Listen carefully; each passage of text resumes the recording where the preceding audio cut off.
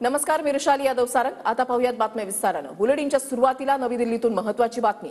रामलीला मैदानावर इंडिया आघाडीची आज सभा होतीये। अरविंद केजरीवालांच्या अटकेच्या विरोधात 28 विरोधी पक्ष हे एकत्र आलेले आहेत। उद्धव ठाकरे रामलीला मैदानावर दाखल झालेले आहेत आणि शरद पवार हे थोड्याच वेळात या सभेसाठी पोहोचतील। पंजाबचे मुख्यमंत्री भगवंत मान, भूपेंद्र हुड्डा, सुनीता केजरीवाल सुद्धा सभेसाठी पोहोचलेले आहेत आणि आता काही वेळातच शरद पवार सुद्धा या ठिकाणी पोहोचतील। राहुल गांधी हे आता सभेच्या ठिकाणी पोहोचतायत।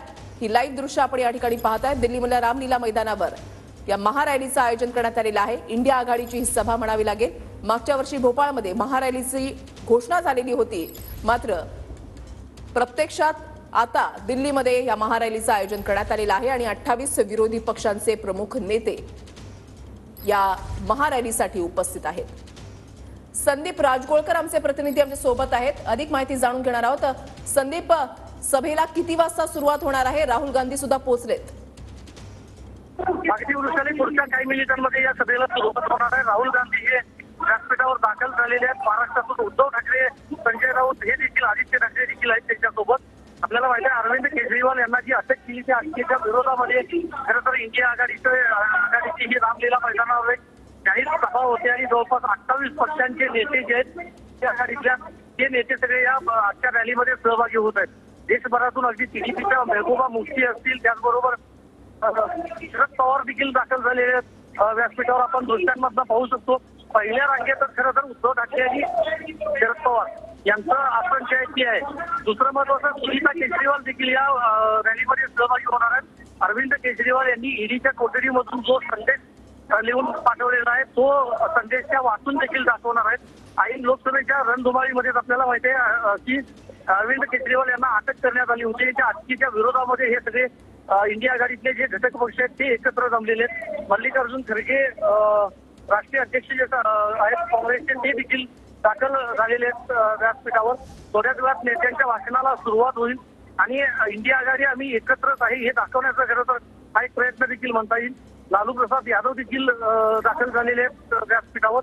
त्यामुळे नेत्यांच्या भाषणामधून आज नेमकं कशा पद्धतीने टीका केली जाते, प्रामुख्याने ईडी असेल किंवा केंद्र सरकार असेल, पंतप्रधान, गृहमंत्री यांच्यावर नेमकी काय टीका केली जाते याकडे देशाचं लक्ष असणार आहे। वृषाली, नक्कीच संदीप, तुम्ही असेच आपल्या सोबत राहा। तरी थेट दृश्य आपण व्यासपीठावरची पाहताय। उद्धव ठाकरे हे पहिल्याच रांगेमध्ये या ठिकाणी आहे। शरद पवार सुद्धा या महारॅलीसाठी पोहोचलेले आहेत। राहुल गांधी यांचं सुद्धा आगमन या ठिकाणी झालेलं आहे। 28 विरोधी पक्षांचे प्रमुख नेते या महारॅलीसाठी उपस्थित आहेत।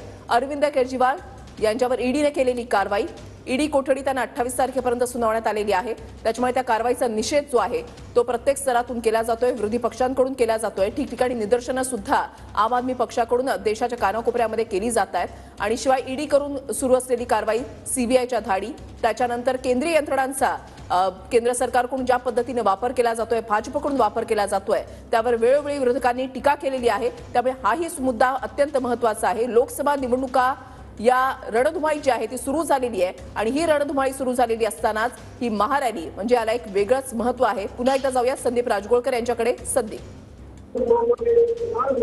अगदी बरोबर वृषाली, आता राष्ट्रीय काँग्रेसचे अध्यक्ष मल्लिकार्जुन खरगे हे जे ते व्यासपीठावर दाखल झाले आपण पाहतोय।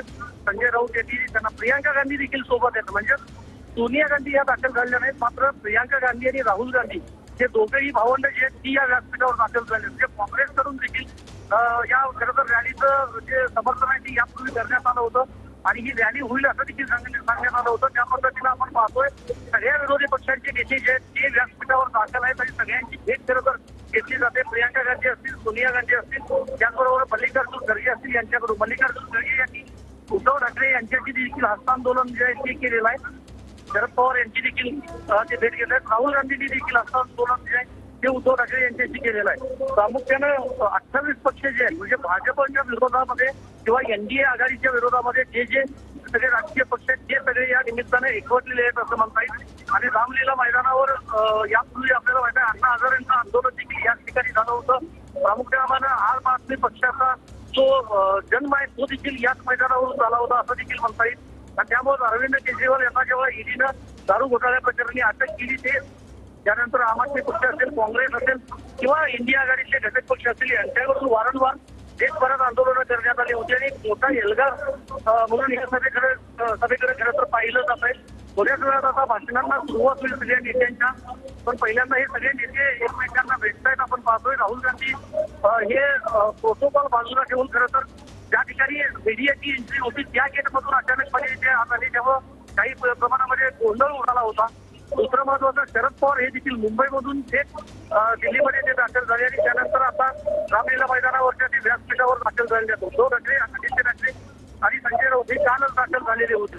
त्या पद्धतीने पत्रकार परिषदेमध्ये उद्धव ठाकरे यांनी टीका केली भाजपवर. त्या पद्धतीने आता शरद पवार किंवा उद्धव ठाकरे हे दोन्ही नेते नेमकं काय बोलणार भाजपच्या विरोधात याकडे राज्याचं लक्ष असणार आहे आणि देशाचं देखील लक्ष असणार आहे. वैशाली. नक्कीच संदीप, आणखीन एक महत्वाचा मुद्दा ते म्हणजे नितीश कुमार ज्यांनी इंडिया आघाडीसाठी पुढाकार घेतलेला होता, विरोधकांची मोड बांधण्यासाठी त्यांनी पुढाकार घेतलेला होता. ते जेव्हा इंडिया आघाडीमधून बाहेर पडले तेव्हा भाजपनं एक प्रकारे टीकास्त्र टाकलेलं होतं की विरोधकांची एकजूट काही राहिलेली नाही.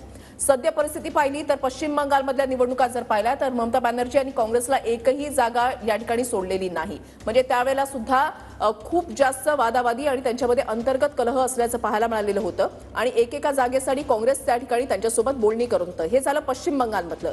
एकूणच देशाच्या वेगवेगळ्या भागामधलं चित्र जर पाहिलं तर काही ठिकाणी हेच विरोधक जे आहेत ते एकत्र लढण्याच्या ऐवजी विविध वेगवेगळ्या पद्धतीनं आणि आपले स्वतंत्र लढत असल्यामुळे भाजपला एक प्रकारे संधीच मिळाली त्यांच्यावर टीका करण्याची. मात्र कितीही टीका केली तरी आम्ही एकत्रच आहोत हेच दाखवण्याचा विरोधकांचा आजचा हा प्रयत्न आहे का?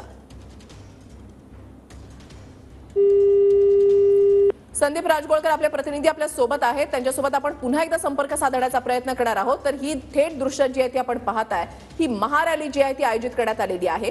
मागच्या वर्षी मध्य प्रदेशमधल्या भोपाळमध्ये या महारॅलीची घोषणा करण्यात आलेली होती. मात्र काही कारणांमुळे ही महारॅली जी आहे ती होऊ शकलेली नव्हती. केजरीवाल यांना ईडीकडून अटक झाली. मद्य धोरण घोटाळा प्रकरणामध्ये त्यांना 28 तारखेपर्यंत ईडीची कोठडी जी आहे ती सुनावण्यात आलेली आहे. त्यांच्या पत्नी ज्या आहेत त्या महारॅलीमध्ये सहभागी झालेल्या आहेत आणि अरविंद केजरीवाल यांचा संदेश त्यांच्याकडून वाचवून दाखवला जाणार आहे. आणि अरविंद केजरीवाल यांनी तुरुंगामध्ये जरी ते असले तरी आपण अजूनही सक्रिय आहोत, आपण मुख्यमंत्री आहोत हे दाखवत त्यांनी जनतेच्या प्रती एक संदेश दिलेला आहे. तोच संदेश अरविंद केजरीवाल यांच्या पत्नी आज वाचून दाखवतील. आणि शिवाय विरोधक आज भाजपवर टीका करताना, केंद्रावर टीका करताना, केंद्राच्या धोरणांवर टीका करताना काय बोलणार याकडे सर्वांचं लक्ष लागलेलं आहे. The most respected All India Congress Committee President Sri Mallikarjun Kharge ji and most respected our young leader Sri Rahul and all the respected leaders on the dais.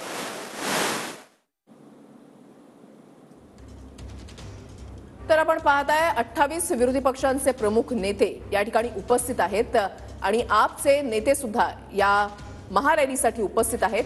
पंजाबचे मुख्यमंत्री भगवंत मान आपण या ठिकाणी पाहताय.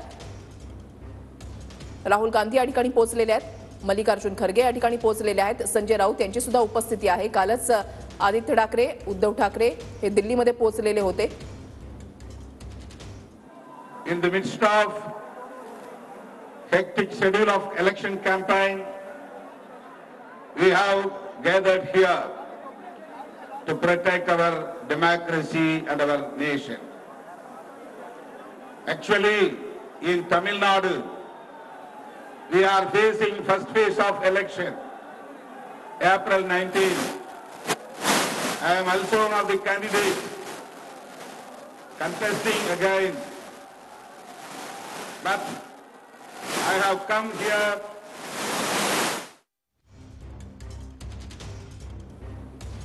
तर दिल्लीतल्या रामलीला मैदानावर इंडिया आघाडीची ही महारॅली जी आहे ती आयोजित करण्यात आलेली आहे आणि 28 पक्षांचे प्रमुख नेते या बैठकीसाठी, या महारॅलीसाठी या ठिकाणी उपस्थित असल्याचं आपण पाहतोय.